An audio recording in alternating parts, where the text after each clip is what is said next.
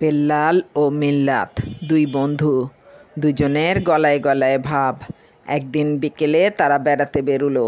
বেড়াতে বেড়াতে তারা এক বনের কাছে এসে পড়ল। দু বন্ধুকে দেখে বনের ভেতর থেকে একটা ভালুক বেরিয়ে এলো। দু বন্ধু হঠাৎ ভালুকটাকে দেখে খুব ভয় পেয়ে গেল। দু বন্ধুর একজন বেলাল গাছে উঠতে জানতো। বন্ধু মিল্লাতের কথা না ভেবেই সে জীবন বাঁচাতে একটা গাছে উঠে পড়ল। অপর বন্ধু মিল্লাত গাছে উঠতে জানতো না। তার বন্ধু বেলাল যখন তার কথা না ভেবে জীবন বাঁচাতে গাছে উঠে গেল, তখন ভয়ে তার প্রাণ শুকিয়ে গেল। সে ভাবল তার আর বাঁচার কোনো উপায় নেই। নির্ঘাত ভালুকের হাতে তাকে প্রাণ হারাতে হবে। সে শুনেছিল ভালুক মরা মানুষ ছোঁয় না, তাই আর কোনো উপায় না দেখে সে মরার ভান করে মাটিতে শুয়ে পড়ল। ভালুক এবার মাটিতে শোয়া মিল্লাতের নিকট এসে গেল।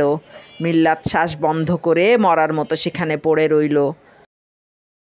ভাল্লুকটি মিল্লাতকে কিছুক্ষণ শোকার পর মৃত মনে করে সেখান হতে চলে গেল।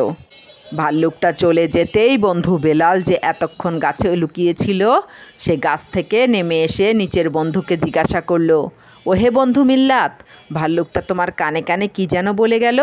কি বলল?